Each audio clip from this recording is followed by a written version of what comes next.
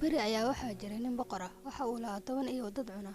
Waxa uuna isu haystay inuu mar walba isagu ansaxan yahay. Cidii amarkiisa ka soo horjeesataana inta uu sharciyo ayuu u tuuri jiray eeyaha dad cunka ah. Eeyuhuna waa ay cuni jireen qof walba oo loo soo tuuro. Maalin ayaa mid ka mid ah shaqaalihiisa waxa uu siiyay fikrad qaldan. Boqorkuna ma uusan jeclaysan arrintaas. Waxa uuna amar ku bixiyay in ninkaas eeyaha loo tuuro. Ninkii shaqaalaha isagoo baryay boqorku ayuu ku yiri, "Waxaan kuu shaqaynayaa 10 sano, adigana ma sidaas baad ii galaysaa? Waxaan kaa codsanayaa inaad siiso jaanis 10 maalmood ah." Boqorkiina waa uu oggolaaday. Ninkii shaqaalaha ahaa waxa uu u tagay waardiyaha ka mas'uulka ah ilaalinta eeyaha. Waxa uuna u sheegay inuu isaga hayn doono 10 maalmood ee soo socda. Waardiyaha eeyaha ma uusan fahmin sababta uu ninkaani sidaas u sameynayo, balse waa uu oggolaaday. Ninkii waxa uu la wareegay mas'uuliyaddii eeyaha. Waxaana gaaray maalintii koowaad uu xanaaneyn lahaa eeyaha. Waxa uuna bilaabay inuu ku quudiyo cunto fiican. Nadaafadoodana waa uu ku dadaalay. Waa uu u meyrayay, sidoo kalena waa uu la ciyaarayay muddadii ay mas'uuliyadda ka saarneyd. Sidaasna waxa uu sameynayay maalin kasta. Markii ay dhammaadeen 10kii maalmood, boqorku waxa uu amar ku bixiyay in ninka la soo qabto, kadibna eeyda la siiyo. Ninkiina waa la keenay, waxaana loo tuuray eeydii, balse waxa uu qof waliba yaabay markii uu arkay eeydii oo ninka cagihiisa leefaysa. Boqorkii isaga oo yaaban oo indhaha taagaya ayuu yiri, "War maxaa ku dhacay eeyahaygii?" Ninkii waxa uu ku jawaabay, "Waxaan eeyahan u adeegayay 10 maalmood oo kaliya, ma aysan iloobin daryeelkaygii. Balse adiga waxaan kuu adeegayay 10 sano, waxaadna igu abaalgudday inaad qaladkaygii iigu horeeyay i disho."